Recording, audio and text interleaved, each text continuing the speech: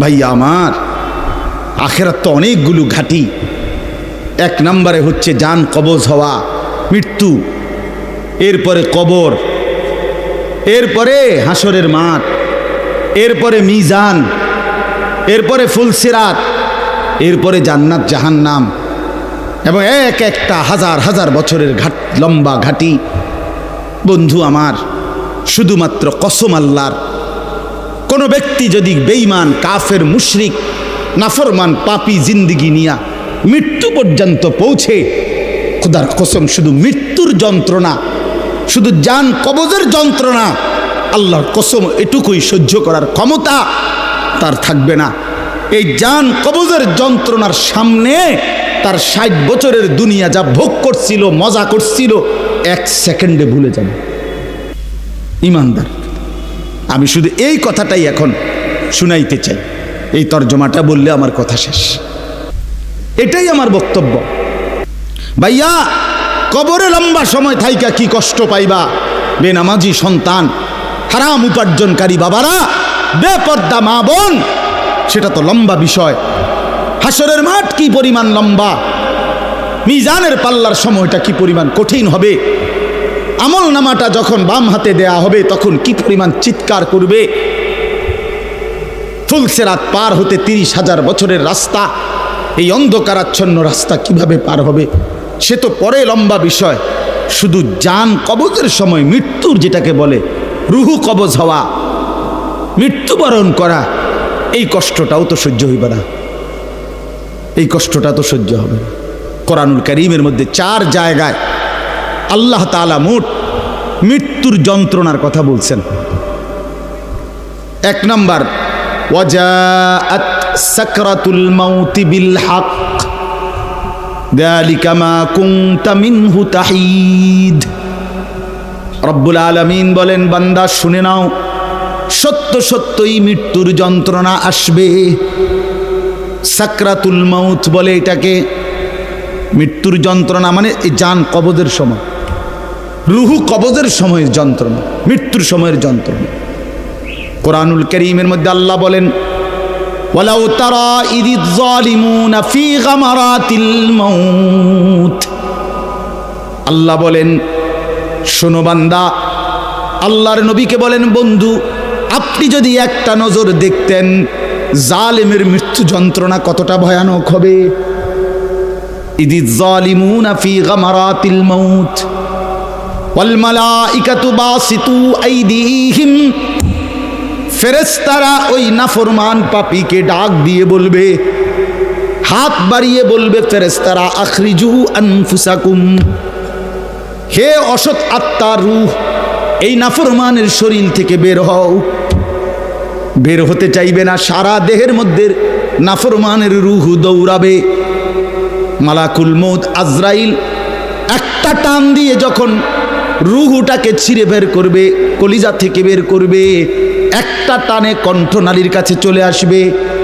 আল্লাহ বলেন, ফালাউলা ইদা বালাগাতিল হুলকুম, কণ্ঠনালীর কাছে যখন রূহটা চলে আসবে, নাফরমান তোর ক্ষমতা থাকলে এবার বাধা দাও না, দাও, বাধা দাও, থামাও তোরে। এ না তোমার বন্ধু, এ না তোমার বাপ, থামাও এরে, এ তো মরে যাচ্ছে, তারে ধরে রাখো, ধরে রাখো। পারা যাবে তো? কথা বলেন না কেন? আল ইয়াউমা তুজজাউনা আযাবাল হুন। আল্লাহর ফেরেশতারা জান কবজের মুহূর্তে, খোদার কসম আল্লাহ বলছে, জান কবজের সময় বলবে, মনে রাখিস না ফরমান, আজকে তোরে কবরে নিয়া চূড়ান্ত তোরে আযাব শাস্তি ভোগ করাবো, তুই বুঝবি পীড়া কারে কর। মাস্তানি, মাতবরি, সুদের টাকা, ঘুষের টাকা, বাটপারি, চিটারি, অহংকার, দম্ভ, তুই আয়, আয় না ফরমান, তোরে এখন দেখাবো। আল ইয়াউমা তুজজাউন, আজকে দেখাবো আযাবাল হুন, লাঞ্ছনা কর আযাব। আও, কবরের প্রথম ঘন্টা, কবরের প্রথম ঘন্টাতেই তুমি বুঝবা আখিরাত কত কঠিন। রাসূলুল্লাহ সাল্লাল্লাহু আলাইহি ওয়াসাল্লাম বলেন, কবরে যেই নাফরমান প্রশ্নের জবাব দিতে পারবে না, 3টি প্রশ্নের, তো আল্লাহ তাআলা বলবেন কাযাবা আবদি, ফেরেশতা আমার এই নাফরমান বান্দা মিথ্যা বলেছে। ফাআফরিশুহু মিনান নার ওয়ালবাসুহু মিনান নার, আমার নাফরমান বান্দার কবরে জাহান্নামের বিছানা বিছায় দাও, পরে জাহান্নামের পোশাক দিয়ে আবৃত করে দাও। ওয়াফতাহু লাহু বাবান ইলান নার, জাহান্নাম বরাবর তার কবর থেকে দরজা খুলে দাও, কবর খুলে দাও। ওফো, আল্লাহর নবী সাল্লাল্লাহু আলাইহি ওয়াসাল্লাম বলেন তখন কবর তারে, ফেরেশতা যখন তাকে রাইখা যাবে, কবর তারে ডান দিকের মাটি বাম দিকে একটা চাপ দিবে, বাম দিকের মাটি ডান দিকে চাপ দিবে। আল্লাহর কসম নবী বলছে হাত্তা তাখতালিফা আদলাউহু, ডান পাশের হাড্ডি এবং এই পাজরের হাড্ডিগুলো করকর করে ভাঙ্গা বাম দিকে চলে যাবে, বাম দিকের গুলো ডান দিকে চলে যাবে। ভাইয়া আমার, তুমি তোমার উপরে রহম করো। বাপ আমার, আপনাদেরকে বলি, হারামের টাকা উপার্জন কইরা, সুদের টাকা, কিস্তির টাকা, ঘুষের টাকা, ওজনে কম দেওয়া টাকা, হারাম ব্যবসার টাকা, বাটপারি সিটারির টাকা দিয়া বংশ, ফ্যামিলি, স্ত্রী, সন্তানের জন্য রাইখা যাইয়েন না। ওরা আমনেরে বরবাদ করবে, আপনি নিজেও বরবাদ হইলেন, ওরারও বরবাদ করলেন। শুধু শুধু শুধু শুধু আপনি মূল্যও পৃথিবীতে কামাই রোজগারই থাকবে, আর পৃথিবীতে যেত রোজগার থাকবে আপনার ফুতেই কামাই করতে পারবো। আপনি হালালভাবে যে দূর পারেন করে দিয়েছে, বাকিটা আপনার ফুতে করবে। না পড়লে মরে যাবে, অসুবিধা কি? না খাইয়া যদি কেউ মরে যায় তাহলে মৃত্যুবরণ করা তো বেজ্জুতি, ঠিক না? কথা বলেন না কেন? না না, বলেন বলেন। কেউ মরে যাওয়া এটা কি শরমের কথা নাকি? ভাই বলো, ছেলে বলো। আরে ছি ছি ছি ছি, ওটা মরে গেল, কেমন শরমের কথা এটা? এমন এটার কথা হইলো কোনো? তো মরলে কিছে? মনে করেন না খাইয়া মরেই গেছে, তো মরলে কিছে? মরণ কি শরমের কিছু? তো বাপ দাদা 14 গোষ্ঠী মরছে, তো আমি মরলে শুরু কি? আহা, এজন্য বন্ধু আল্লাহ তাআলা বলছেন ওয়ালাউ তারা ইদিয যালিমুন, এই শোনেন বন্ধু, আপনি যদি একটা নজর দেখতেন, আমরা তাফসীরে কিতাবে পড়ছি আত-তাযকিরা, ইমাম কুরতুবী রাহমাতুল্লাহ আলাইহির কিতাব আত-তাযকিরা ফি আহওয়ালিল মাউতা ফিল আখিরা, অনেক সুন্দর কিতাব, বাংলা অনুবাদ হয়েছে মৃত্যুর ওপারে। ইমাম কুরতুবীর খুব সুন্দর, অনুবাদটাও অসাধারণ। এই বইটা আছে, ইব্রাহিম আলাইহিস সালাম একবার আজরাইলকে বলছিল, মালাকুল মউত আজরাইল, নাফরমানের জান কবজ করবার সময় তুমি যেই চেহারাটা হয় তোমার, ওটা আমার একটু দেখাও। মালাকুল মউত আজরাইল বলছিল, হে আল্লাহর নবী, কসম আপনি এটা দেখতে চাইেন না, আপনি সহ্য করতে পারতেন না। ইব্রাহিম আলাইহিস সালাম বললেন, না মা আজরাইল, আমি এটা দেখুমই, তুমি আমারে দেখাও একটা নজর।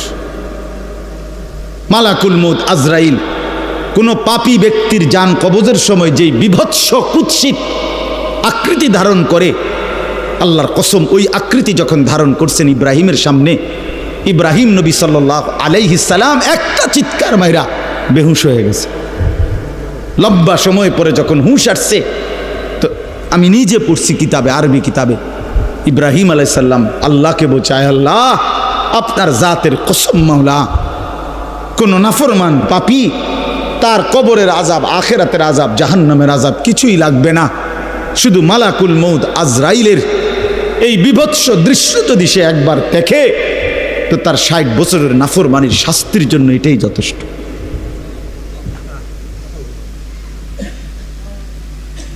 হ্যাঁ, আখরিজু আনফুসাকুম,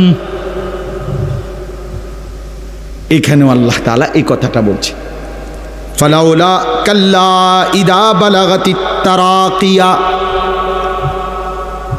আল্লাহ তাআলা বলেন, কখনোই না বান্দা, অর্থাৎ কোনোভাবেই থামাইতে পারবে না, ইদা বালাগাতিত তারাকিয়া, প্রাণ যখন, রূহ যখন কলিজা থেকে ছিঁড়ে ফেরেশতা মালাকুল মউত টান মারবে, যখন কণ্ঠনালীতে পৌঁছে যাবে, তখন আর কোনো নাফরমান, কোনো তওবা, কোনো ইস্তিগফার, কোনো চিৎকার, কোনো ঝাড়, কোনো ফুক, কোনো ডাক্তার, কোনো কবিরাজ, কোনো বৈদ্য, কোনো কিছু দিয়েই আর নিজেকে ফেরাইতে পারবে না।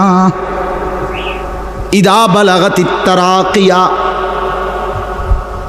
যখন কণ্ঠনালীর মধ্যে ফেরেশতা টান দিয়ে বের করে ফেলবে রূহ, কলিজা থেকে কলব থেকে রূহকে টেনে ধরবে, যখন কণ্ঠনালীতে চলে আসবে, ওয়াকিলা মান রাক, আশপাশের সকলেই তখন বলবে এই ব্যক্তি যে ছটফট করতেছে তারে এখন কোন কবিরাজ দিয়া ঝাড়াবে।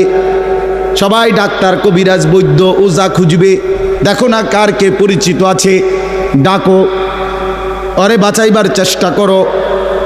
ওয়ান্না আন্নাহুল ফিরাক, আল্লাহ বলে কিন্তু ওই ব্যক্তি ঠিকই বুঝে ফেলেছে আজকে তাকে নিশ্চিত এই পৃথিবী থেকে বিচ্ছিন্ন হতে হবে। আত্মীয় স্বজন তারা যদিও ডাক্তার কবিরাজের জন্য চিল্লাচিল্লি করছে, কিন্তু লোকটা নিজেই বুঝে ফেলবে আন্নাহুল ফিরাক, তাকে এখন এই দুনিয়ার মায়া থেকে বিচ্ছিন্ন হইতেই হবে। কারণ মালাকুল মউত তো রূহটা ছিঁড়া ফেলছে, কলিজা থেকে টান দিয়া ফেলছে, আর তো ফেরত যাবে না, আর তো ফেরত যাবে না। ইন্নাল্লাহা ইয়াকবালু তাওবাতাল আবদি মা লাম ইউগারগির, নবী সাল্লাল্লাহু আলাইহি ওয়াসাল্লাম বলেন নিশ্চয়ই আল্লাহ তাআলা বান্দার তওবা কবুল করেন যতক্ষণ পর্যন্ত না মৃত্যুর গড়গড়া শুরু হয়, ওর আগ পর্যন্ত। ফেরেশতা টান দিলে মৃত্যুর যখন গড়গড়া শুরু হয় তখন যদি কোনো বান্দা তওবা করে আল্লাহ তাআলা সেই তওবা কবুল করে না। এবারে দম টানে, এখানে সোজা হইয়া গেছে। এই সময় হুজুর আনছে 200 টাকা দিয়া, হুজুর আব্বারে গুদ্দুর বেহেস্ত বুঝ কইরা দেন, তোবা ফরাইয়া দেন, তোবা। এই সারা জিন্দিগির সিটারি বাটফারির তোবাটা এই 200 টাকা দিয়া আব্বারে মিল কইরা দেন। হ্যাঁ, বেহেস্ত দিয়া দিব, বেহেস্ত হুজুরের আব্বার সম্পত্তি। হ্যাঁ, কথা বলেন না কেন? বেহেস্ত হুজুরের বাপের সম্পত্তি এটা। তো এটা কি ধরনের তওবা, কিসের তওবা এটা? এই ব্যাটার তো কোনো এহসাসে নাই। আরে বোঝেন নাই আমার কথা, তার তো কোনো অনুভূতিই নাই, হে তো লড়েও না, বুঝেও না, হে তো জানে না কিসের করছে, কি করতেছে। আল্লাহ তাআলা বলছে ওয়াল্লাযীনা ইযা ফাআলু ফাহিশাতান আও যালামু আনফুসাহুম যাকারুল্লাহ ফাস্তাগফারু লিযুনুবিহিম। আল্লাহ বলছে আমার বান্দা যত বড় নাফরমানি করুক, করতে করতে যদি বড় থেকে বড় জুলুমও করে, কিন্তু তৎক্ষণাৎ যদি আমি আল্লাহকে স্মরণ করে আর আমার কাছে 2 হাত তুলে মাফ চায়, পিছনের গুনাহ যদি ছেড়ে দেয় আর করবে না যদি ওয়াদা দেয়, খোদার কসম কোরআনে আছে, আল্লাহ বলেন বান্দা আমি পুরাপুরি 100% মাগফিরাত দিয়ে দেব, পুরা মাফ। উলাইকা জাযাউহুম মাগফিরাতুম মির রাব্বিহিম। যখন তোমার বুঝ ছিল তখনই তুমি তওবা করছিলা, ঠিক আছে, কিন্তু যখন মৃত্যুর যন্ত্রণা শুরু হয়ে যায় তখন আর তওবা কবুল হয় না।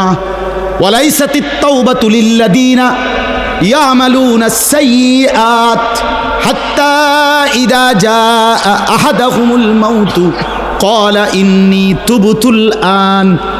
এই যে কোরআন শরীফের আয়াত, আল্লাহ বলেন ওই ব্যক্তির তওবা নয়, পুরা জিন্দেগি নাফরমানি করেছিল, অতঃপর যখন মৃত্যুর সময় আসলো আজরাইল উপস্থিত হলো, এখন বলতেছে আমি আল্লাহ এখন তওবা করলাম। আল্লাহ বলে না বান্দা, এমন তওবা হবে না। তাইলে তওবা করবেন কখন? এখন। কখন বাবা? এখন। আজ দিমাগ আছে যখন, আকল আছে যখন, বুঝ আছে যখন। আল্লাহ আমাদেরকে বুঝার তৌফিক দান করেন। ওয়ালতাফাতিস সাকু বিসাক, আল্লাহ বলেন নাফরমান তখন ভয়ে আর আতঙ্কে মালাকুল মউতটাকে টেনে বের করছে। আজরাইল এসে সামনে দাঁড়ানোর সাথে সাথে নাফরমান এই পরিমাণ ভয় পেয়ে গেছে। ওয়ালতাফাতিস সাকু বিসাক, 2টা পায়ের গোসা, মানে পায়ের গোসা বোঝেন না, গোড়ালি নিচের অংশ আর কি, জুতা পরি আমরা যেটা, এই গোসা আল্লাহ বলেন এক গোসার সাথে আরেক গোসা, মানে 2 পাও এইভাবে মিল্লা গেছে, এটা যে একটু নড়াবে, একটু একটার উপর একটা উঠাবে অথবা কদ্দুস সরাবে, ভয়ে আতঙ্কে আল্লাহ বলেন নাফরমান, এটাও ভুলে যাও। পাউটা নাড়াবার ক্ষমতাও হবে না। ইলা রাব্বিকা ইয়াউমা ইদিনিল মাসাক। আল্লাহ তাআলা বলেন এই অবস্থাতেই আমি আল্লাহর কাছে ফিরতে হবে, ফিরতে হবে। মৃত্যুর ভীষণ বড় যন্ত্রণা হবে। অর্থাৎ এখানে ফেরেশতা প্রথম তো টান দিবে, ফুলের মতো ছিঁড়া ফেলবে। ফুল যেভাবে গাছ থেকে ছিঁড়ে ফেলে, কলিজা থেকে রুহ তো ছিঁড়ে ফেলবে, কণ্ঠনালীর কাছে আটকায়া যাবে। তখন সে বারবার চেষ্টা করবে নিজের রুহ ফেরত নিতে, কিন্তু ফেরত নিতে পারবে না। আল্লাহ তাআলা বলেন মৃত্যুর মারাত্মক সাকরাতুল মউত তখন শুরু হবে, ভীষণ যন্ত্রণায় শরীর পাওটাও নাড়াইতে পারবে না। এই অবস্থাতেই, এই জোরাজুরি টানাটানি অবস্থার মধ্যেই তাকে আল্লাহর কাছে ফিরতে হবে। এবার আল্লাহ শেষ কথা বলে, এবার শুনো বান্দা, এই নাফরমানের মৃত্যু যন্ত্রণা এতটা ভয়ানক কেন হলো এই লোকটার? আল্লাহ তাআলা বলেন ফালা, ওই ভাই ছেলেরা শোনো, ভাই আবার শোনো, যা এই ধমকাইছি, খোদার কসম দুশ্মনী নিয়ে ধমকাই নাই, তোমার সাথে কোনো বিদ্বেষ নিয়ে ধমকাই নাই, কলিজা ভরা এটুকু ফিকির নিয়েই বলি যে এক ছেলে বদলে যাক, একটা নওজোয়ান বদলে যাক, সারা দিনের চিৎকার চেঁচামেচির দ্বারা, এই দিবানিশির এই বলার দ্বারা যদি একটি বাচ্চাও, একটা ছেলেও, একটা কিশোর, একটা যুবক, একটা তরুণ, একটি মুসলমানের মা মেয়ে যদি বদলায়, হতে পারে ওই একজনের উসিলায় আল্লাহ আমাদেরকে মাফ করে দেবে। এই আশায় ভাইয়া, এই আশায় যুবক ভাইয়া, তোমরা ইসলামের দিকে ফেরা দরকার, তোমরা আল্লাহর দিকে ফেরা দরকার। চারিদিকে সারা পৃথিবী জুড়ে সমস্ত ষড়যন্ত্র ইসলামের বিরুদ্ধে, মুসলমানের বিরুদ্ধে। তোমরা দেখছো ভাইয়া, গাজার মধ্যে মুসলমানের রক্তে ভাসতেছে, ফিলিস্তিনে মুসলমানের রক্তে ভাসছে, আজ আবার লেবাননে মুসলমানের রক্তে জমিন ভেসে গেছে। এত রক্ত প্রতিদিন মুসলমানের ঝরছে, এরপরও কেমনে নামাজ না পইরা থাকো, এরপরও কেমনে দুশ্মনের মতো চলাফেরা করো, কার মতো চুল সাজাইলা, কার মতো জামা পরলা, কার মতো নিজেকে পরিচয় দিলা, যেই বেঈমানদের সাথে তোমার চুল, জামা, শরীর, প্যান্ট, কথাবার্তা মিলাইছো, খোদার কসম ওরা তো প্রতিদিন মুসলমানের রক্তে জমিন ভাসায় দিচ্ছে, প্রতিদিন ভাসায় দিচ্ছে। এটা তো ভাবা উচিত, ভাবা উচিত। সারা দেশে, আমার এই ছোট্ট বাংলাদেশেও কি পরিমাণ ইসলাম এবং মুসলমানদের বিরুদ্ধে ষড়যন্ত্র।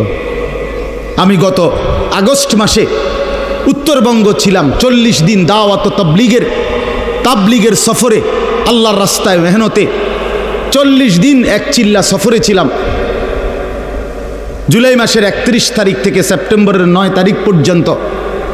তো ওইখানে দেখছি আমি 10টা উপজেলায় অসংখ্য খ্রিস্টানদের গির্জা, যেখানে প্রতিদিন, কসম আল্লাহর, প্রতিদিন খ্রিস্টানরা, এই ইউরোপ থেকে আসা খ্রিস্ট ধর্মের অনুসারীরা, তারা আমাদের এই বাংলাদেশে, উত্তরবঙ্গে প্রতিদিন আমাদের সমাজে, মুসলমানের সমাজে খ্রিস্ট ধর্ম প্রচার করে 1-2 করে মুসলমানকে খ্রিস্টান বানাচ্ছে।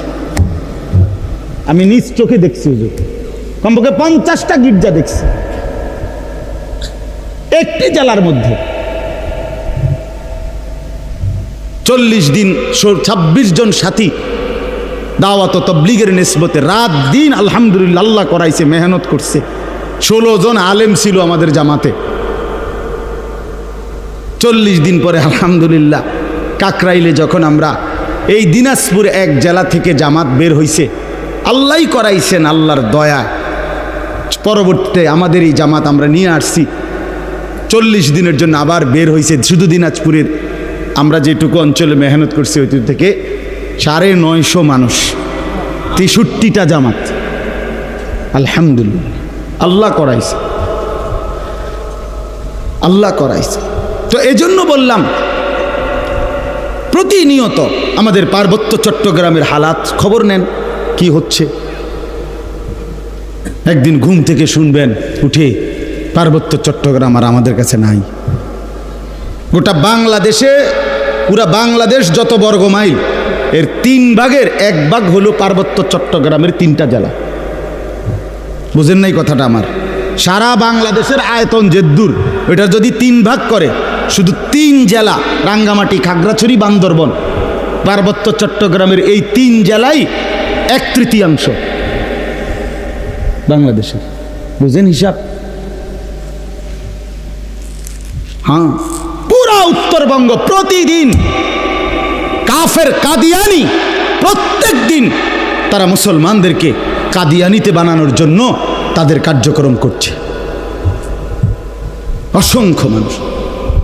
অথচ সারা পৃথিবীর মুসলমানের কাছে, ওলামায়ে কেরামের কাছে, সারা পৃথিবীর মুসলমানের কাছে একথা স্পষ্ট অকাট্য যে কাদিয়ানিরা 100 কাফের, 100 কাফের, 100 কাফের, 100% কাফের। কাদিয়ানি একটি ভিন্ন ধর্ম, ইসলাম একটি ভিন্ন ধর্ম। ইসলাম এবং কাদিয়ানিয়াত এক ধর্ম হইতে পারে না, এক ধর্ম হইতে পারে। প্রকাশ্য কাফের, প্রকাশ্য কাফের। জানো না মিয়া, এই বেঈমানরা নিজেদেরকে আহমদিয়া মুসলিম বলে। কিসের আহমদিয়া মুসলিম? কি বেটা, মুসলমান তো মুসলমান। কোরআনে আল্লাহ বলছেন হুয়া সাম্মাকুমুল মুসলিমিন। আল্লাহ তাআলা বলছে তোমাদের নাম তোমাদের পিতা ইব্রাহিম রেখেছেন মুসলমান। আবার আহমদিয়া মুসলমান কিটা? আলগা শব্দ লাগালা কেন? মুসলমান তো মুসলমানই, এটার লগে আবার আলগা টাইটেল লাগানোর কি দরকার আছে? সাদা মুসলমান, কালা মুসলমান, হ্যাঁ চিটেঙ্গা মুসলমান, এটা কিটা? এটা কোনো দরকার আসেনি? আপনি বলেন না, মুসলমান তো মুসলমান।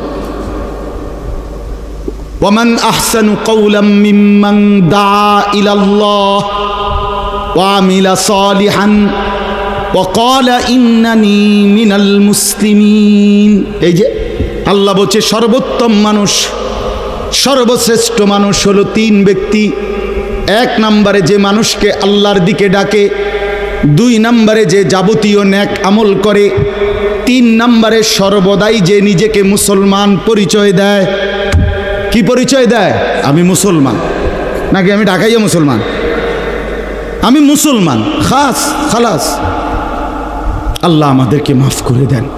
আমার ভাই, আমার ছেলেরা, আমার নওজোয়ানরা ফেরা দরকার। ইসলামের জন্য জান বাজি না রাখলে, আল্লাহর দ্বীনের জন্য আমরা ফিকির না করলে, নিজের ঈমান, নিজের ইসলাম, নিজের আমল, নিজের আখলাক সুন্দর না করলে ভাইয়া পারতা না। স্লোগান দেওয়া আর জীবন দেওয়া এক কথা না।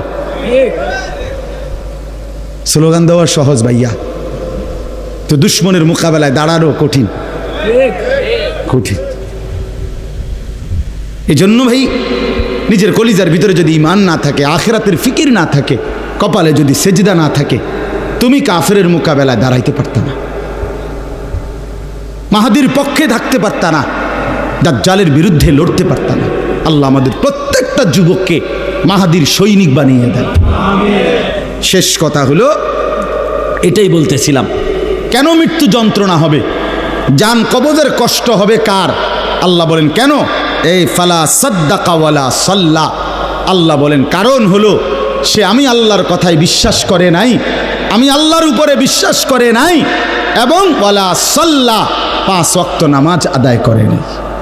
এজন্য ভাইয়া, যার ঈমান নাই তার মৃত্যু যন্ত্রণা হবে, যার নামাজ নাই আল্লাহ বলছে সে ভীষণ কষ্ট পাবে মৃত্যুর সময়। আর বাকিটা তো আছে, ওয়ালাকিন কাযযাবা ওয়া তাওয়াল্লা, বরং সে আমি আল্লাহর উপরে মিথ্যা আরোপ করেছে, ঈমান আনে নাই।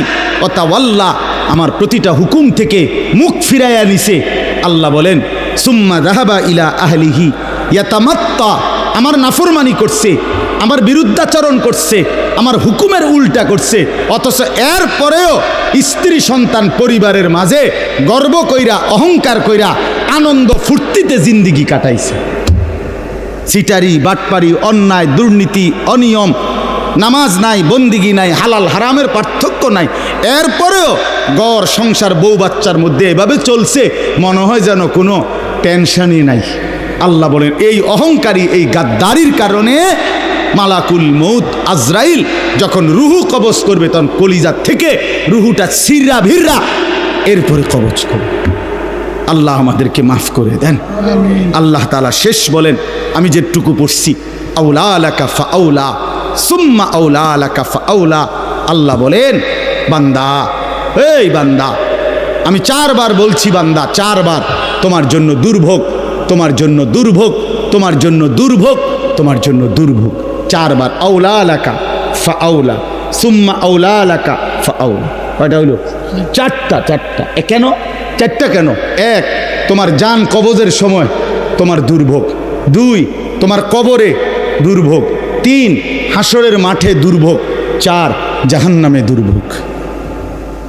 তুমি জান কবজের সময়ও কষ্ট পাইবা, তুমি কবরেও কষ্ট পাইবা, তুমি হাসরেও কষ্ট পাইবা, তুমি জাহান্নামেও কষ্ট পাইবা। আউলা লাকা ফাআউলা সুম্মা আউলা লাকা ফাআউলা।